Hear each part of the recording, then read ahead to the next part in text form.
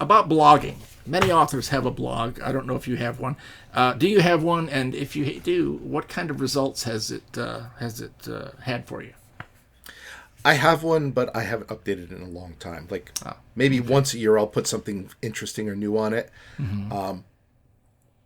I think most of the authors I know who still maintain a blog, they do it more for their own personal enjoyment than as kind of like a marketing thing. I think the days of blogs being... you still hear a lot of the advice of, well, the first thing you should do as an author is create a blog. Mm-hmm. I would consider that's not even last year's advice. That's like 3 years ago's advice. Personally, I would say if you're going to do that, I would put in the effort instead of creating a YouTube channel and doing like video blogging. If you're going to do that, I think you have a better chance of picking up an audience that way. Okay. If you get popular enough, a better chance of monetizing that.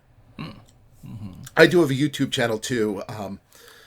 But I don't update at that. I update that more often than my blog, but not nearly as much because after a while I just run out of topics to talk about. Okay. Have you ever tried being a guest blogger on someone else's blog? I've done that in the past. Like we're talking like years back. Mm-hmm. I mean, it's cool. It's it's a way to expose yourself to another audience. Mm-hmm. But again, I'm not really sure I would consider it a huge sales thing. It's like the myth of exposure. Exposure is great, but exposure does not necessarily translate into sales or revenue. Have you ever seen someone who seemed to promote their books very, very well? That just you're trying to keep up with them, so to speak, or mimic them even.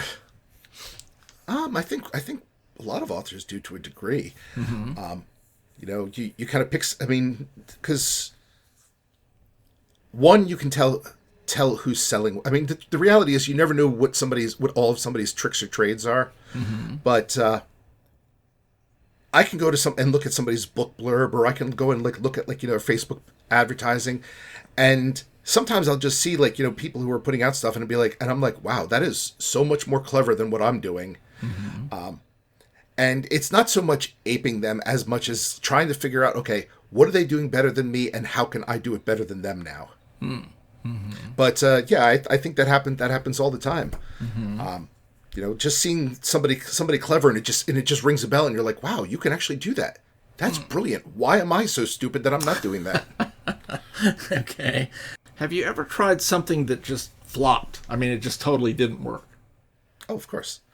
I tried doing some local advertising with like the local papers and such, and try to be like, hey guys, I'm a local author. Mm-hmm. You guys want to talk? Do you want to do something? And they've just been like, no. It sounds like a related topic. The book signings. Have you ever had a book signing?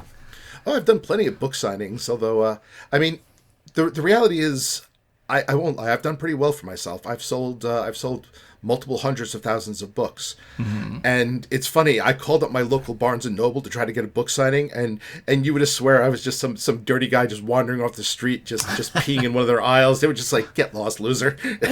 My word.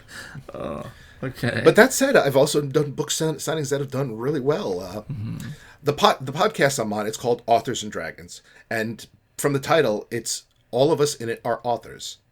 So last year, we actually decided to host our own convention based on the podcast. So it was like $50, for 2 days worth of like fun, hanging out with us, a whole lot of events and stuff. And, we had a dealer room, and it was us, and we also had invited some guests.